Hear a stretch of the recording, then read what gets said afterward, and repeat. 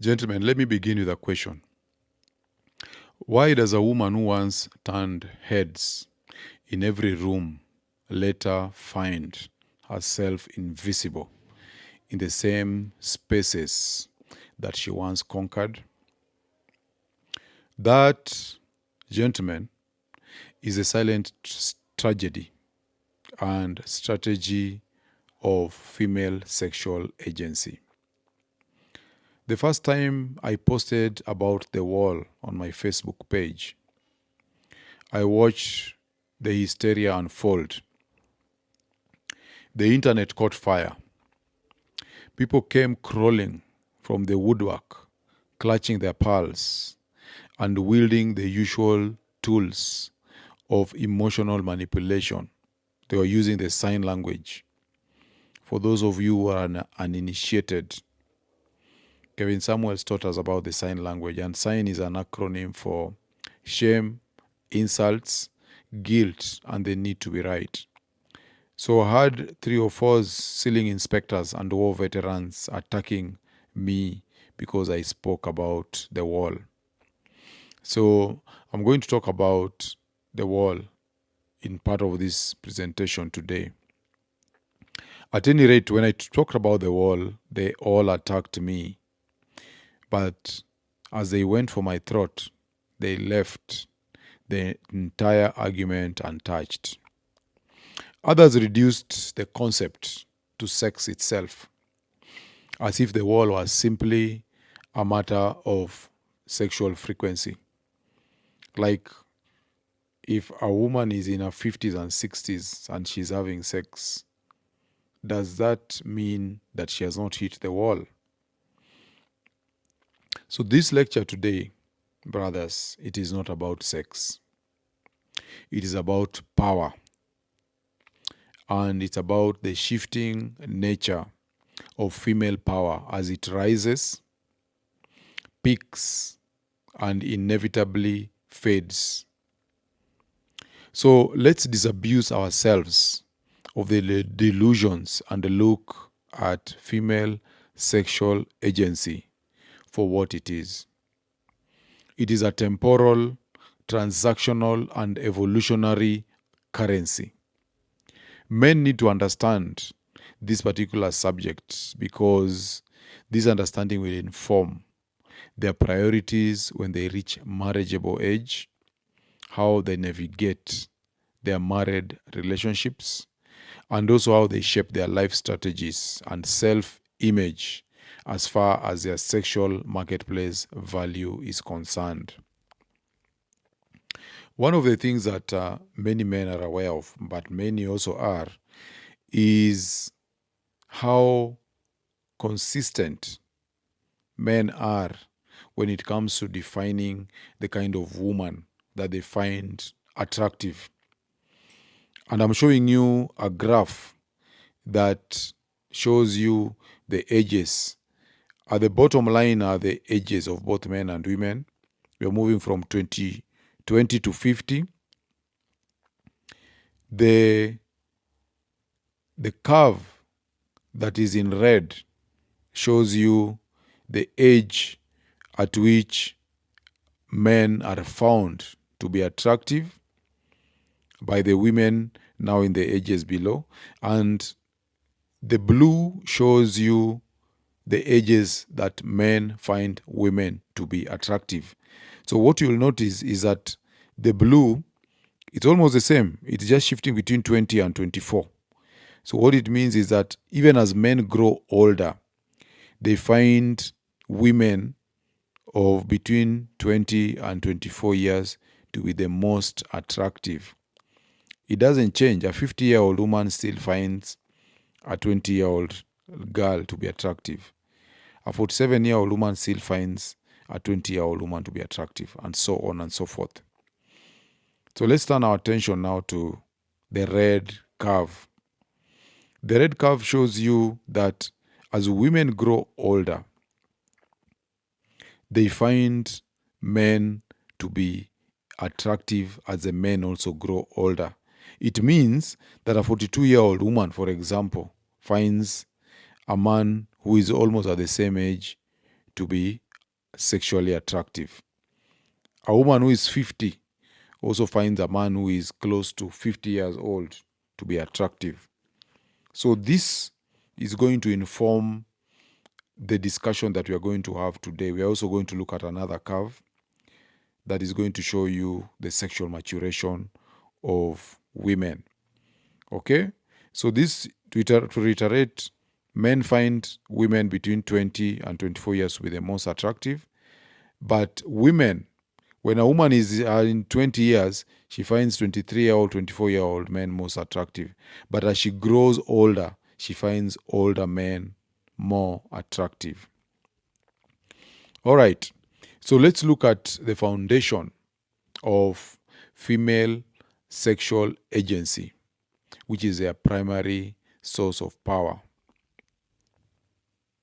The first thing that you learn from evolutionary psychology and also from the red pill is that a woman's primary agency is her sexuality.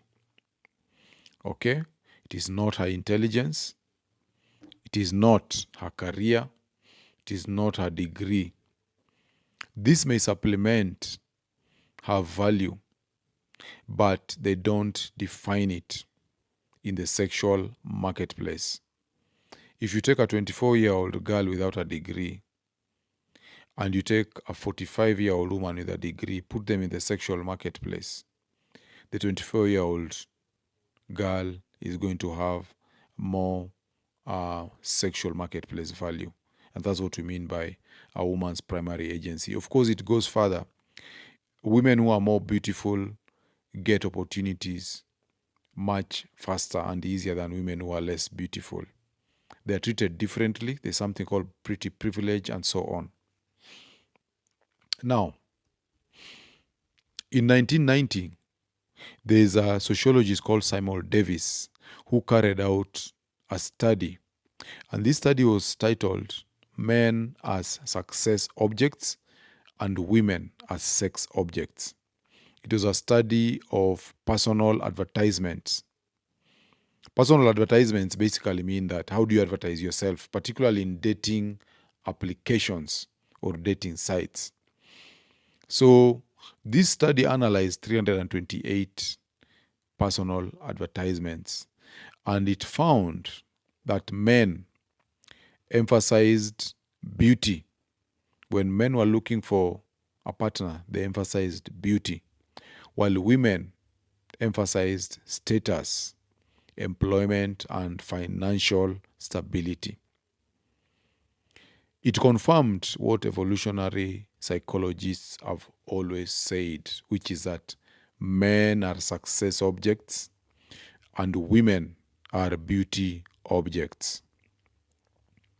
In simple terms, men are loved for what they can do, but women are loved for what they are. And that's why we normally say in the red pill that women just are, but men must become. Historically, this sexual differentiation fueled human civilization itself. Men built, they fought, and they died to protect and provide. Each epoch, the Stone Age, the Iron Age, the Industrial Revolution, was named after men's inventions and sacrifices. Women's value lay not in invention, but in selection, choosing the right man to align with, reproduce with, and be provided for by. That's the ancient exchange, and it remains true today under the veneer of modernity. Gentlemen, if you're enjoying this video, please take a short moment to like, subscribe, and share it. When you subscribe, you'll always be notified when I drop new content. And when you like and share, you'll help this channel grow. And more importantly, you help other men to discover the tools to level up. Remember, when one man rises, we all rise. Now let's get back to the video. So we're going to look at the sexual maturation of a woman, and we're going to start with her earliest, when she becomes sexually mature. So between the ages of 18 to 26, that is what we call the party years. And that is the time when a woman is at her peak sexual power. Okay, we call it party years because they party a lot. Okay, so between 18 and 26, a woman's sexual agency is at its zenith. Okay, it's at its pinnacle. And that is when she's biologically most fertile, physically most attractive, and socially most desired. And from a biological standpoint, this is the point when her eggs are most fertile and viable. In Rational Male, Rollo Tomassi calls this phase the sexual abundance phase for women. This is when hypergamy reigns supreme. She has the attention of men across all age brackets, from broke college boys to high status professionals. This is when she's most likely to say, I don't need a man. And the reason she says this is precisely because every man wants her. She's spoiled for choice. Her DMs overflow. Her validation supply is limitless. But this is also when most women waste their prime. They ride the dick carousel. They mistake attention for commitment, and they confuse sexual access with sexual value. Many women also get pregnant at this stage when they're in campus or when they're in college, and they end up subjecting men to what we call retroactive cuckoldry. We'll talk about that some other time. So at this point, when she's at her peak, men want to access her body. Very few want to access her soul. And she won't realize it. She are not going to realize this particular truth until much, much later, when the invitations dry up and the attention shifts to younger versions of herself.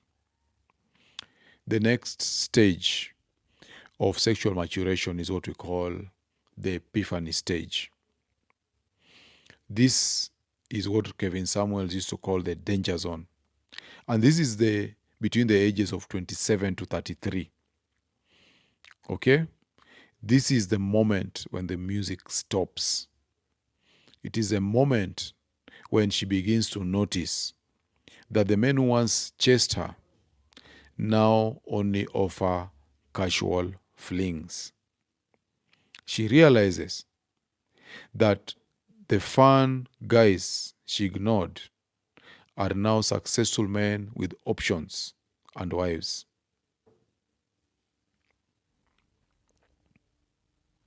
Rollo explains this shift as a moment when the sexual agency meets relational necessity.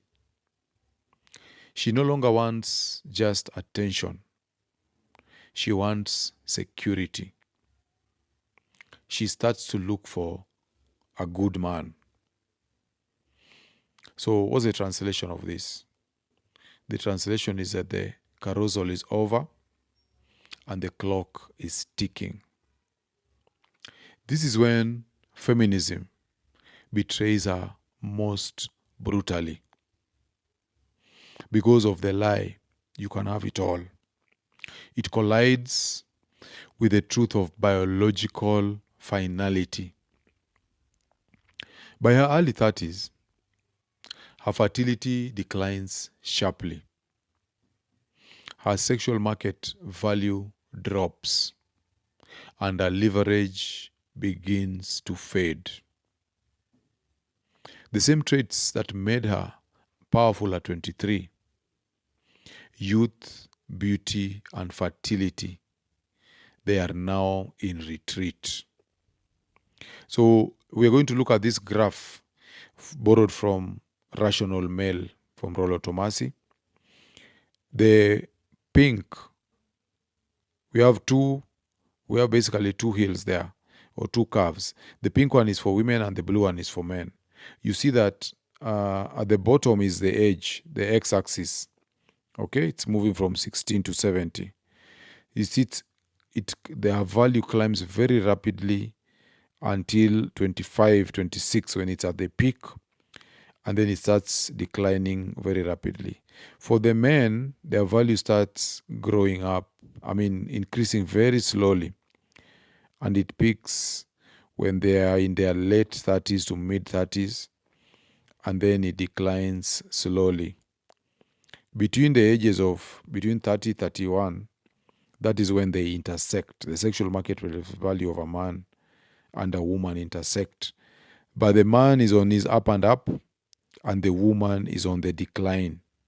And this is why we normally tell guys, you should not marry a woman that is of the same age as yourself. Because if you do that, her sexual market value is going to drop while yours is increasing. And it brings a lot of competition and insecurity. It's going to bring a lot of insecurity on the part of the woman, because she will feel that you have eyes for younger women or younger versions of herself. The fourth stage of the sexual maturation for a woman is what we call the post-wall stage. She has hit the wall. Most women hit their wall at around 30, but of course, it depends on genetics and how she takes care of herself. Okay? The wall basically is a point at which a woman is no longer able to exercise her sexual agency to get the mate that she wants, or even what she wants from life. So at the post-wall stage, she basically enters the reinvention and rationalization stage. This is between the ages of 34 to 45. By the mid-30s, the wall is not just biological, it is social. And of course, this is why we talk about the geriatric pregnancy if she gets pregnant, because now the quality of her eggs have gone down and the chances of bearing a child that has defects have started increasing. So when a woman is at this stage, you'll hear her saying things like, I'm focusing on myself. Men at my age cannot handle a strong woman. I bring more to the table than looks. So she's going to downplay her looks because it's no longer in her toolbox. And brothers, this is not confidence. This is what we call rationalization. She's engaging in what is called transvaluation. She's creating a different value system now that her beauty has decayed. And women at this stage also will shame you for wanting younger women. They'll tell you you have pedophilic tendencies. They'll tell you want a woman you can control, and so on and so forth, while ignoring all their preferences for the man they want. Okay? The women will want men who have money, but if you call her a gold digger, she's going to throw a tantrum and start a fight. So Rollo Tomassi calls this the post hoc justification for the loss of sexual agency. Post hoc justification for the loss of sexual agency. Post hoc, of course, just means after the fact. So they manufacture these values as they move along. She'll pivot towards career, spirituality, or self-development. So this is a point when many women will go back to church, they'll get saved. They'll even become pastors, like in the Kenyan situation. We know some of them, they start their own ministries. They start becoming bishops and call themselves prophets. Okay? So all this while, they are privately mourning the loss of male attention that they once took for granted. This is also the phase where single mothers and divorcees try to re-enter the marketplace. Okay? They will get young men driving bikes, young men who have good strokes. They may not have money, but at least they can give them their attention, because at this point they are facing social invisibility. So many women also at this stage, they become delusional. They overestimate their value and they underestimate the power of younger competition. Those are the young women in their 20s who are entering the sexual marketplace. Their hypergamy doesn't die, it adapts. So it mutates into this rational or rationalizing version. Instead of chasing the alpha males for sex, they now chase beta males for security or for validation. It's still strategy, only that it's optimized for survival, not for pleasure. So they'll get an old mobaba, a guy with a big pot belly, because at that point, the important thing is survival. It is not pleasure. And then we get to the cougar stage. This is the desperation of decaying sexual agency stage. And this is between the ages of 45 and 55. So by their 40s and 50s, the currency of beauty is almost nearly spent. And the appetite, on the other hand, it remains. That's why the cougar stage is marked by increased sexual appetite. This is a cougar phase. When women use wealth or status to buy what biology no longer provides. So you remember that you cannot negotiate desire. So what do these women do at the cougar stage? Remember, a 23-year-old woman is paid for sex. But a 45-year-old woman, she pays for it. She's facing social invisibility. Her libido may still burn, but her market power has evaporated. She will get a motorbike rider who is younger and who doesn't have much cash, but has strokes. And this is a man who can sit and entertain her, making her feel validated, seen, and visible. This is the brutal truth of nature's indifference. Sexual agency has an expiry date. And Rollo Tomassi says in Rational Male that when a woman loses her power to attract, she pivots to her power to control. And that takes us to the next and the last stage of a woman's sexual maturation. This is a matriarch phase. Okay? And this is where a woman pursues legacy and keen investment. We're going to look at the grandmother hypothesis in a short while. Kevin Samuels used to call this the no man's land stage. This is where no man claims her, particularly for purposes of sex. She's on her own. Nobody feels worried, even if she disappears with other men, because she cannot have children, she cannot threaten your paternity, and so on.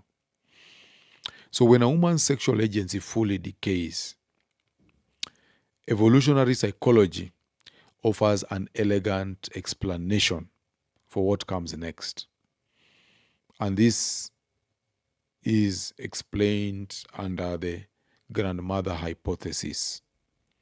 This was proposed by Christian Hawkes in a research that suggested that menopause evolved so that older women could invest energy not in producing new offspring, but in ensuring the survival of their existing kin. So having lost their reproductive power and their sexual agency, a woman's new function now becomes caretaking and social influence. This is a stage where she channels her nurturing energy into her grandchildren or younger relatives. She becomes the matriarch, the one who gives advice, preserves family traditions, and passes on social knowledge. So it's no longer sexual power anymore. Now it is social power. And it's deeply evolutionary, because when her beauty no longer binds men, her wisdom binds the tribe. And in cases where these women are no longer living in a tribe, this is also an aspect of monkey branching, where she switches her mate from her husband, who is now old, to the children who are strong and reproductive. So the grandmother hypothesis is aligned with the mate switching hypothesis, which talks about monkey branching. So in summary, if you look at the evolutionary strategy of women or females across the ages, their sexual agency moves from the party years, from 18 to 26, where her power is from attraction, sexual beauty, and fertility. And she feels she can get any man she wants. Those are the party years, 18 to 26. Followed by the epiphany phase, 27 to 33, where she realizes that there are new entrants to the sexual marketplace, and she realizes that she's growing old. So she realizes she needs to cash in on her sexual agency before it's completely depleted. That's where now she moves from the bad boys. She now wants a beta male she can settle with. Then she reaches the post-war stage, where she rationalizes. She says she brings more than just beauty. Okay? She tells you that you're looking for younger women because you can control them. You're afraid of a strong woman. That is a post-war stage, 34 to 35. Then she reaches a cougar stage between 44 and 55, where her sexual appetite increases, but her sexuality has declined. At this stage, if she's a career woman, she has money, and she can pay for sex. She'll get a Ben 10, she'll get a younger man who can give her the strokes, and she finances his lifestyle. She has that mindset of, I can buy what I want. Her money will work for her. This is the stage when women realize what it means to be a man. Then she reaches the matriarchy stage or matriarchal stage. This is 55 years and above, where she wants to draw the power from legacy. Okay? She guides and nurtures the next generation, and she migrates to her children or grandchildren as per the grandmother hypothesis. So, gentlemen, you have to know that each phase is strategic. Each of them is survival driven, and the underlying truth remains, and that is that female power is temporal, while male power is accumulative. And that's why I tell you guys, focus on yourself, level up, because you can increase your value over time, while women's value declines over time. We normally say that what Mother Nature gives women for free, Father Time gives men, but only if they work for it. So a woman's agency fades with time. A man's agency builds with time. That is a fundamental asymmetry of the sexual marketplace. So, gentlemen, understanding this cycle is not about bitterness. It's about awareness. When you see women shifting from seduction to self-help, when you see them shifting from seduction to self-help, from Instagram filters to family photos, you are witnessing biology play out in real time. Awareness is not cynicism, it is clarity. So, brothers, have you witnessed this cycle unfold in your own life? The women around you, your wives, your girlfriends, your sisters? Have you seen women evolve from the party phase to the matriarch phase? How did it look like?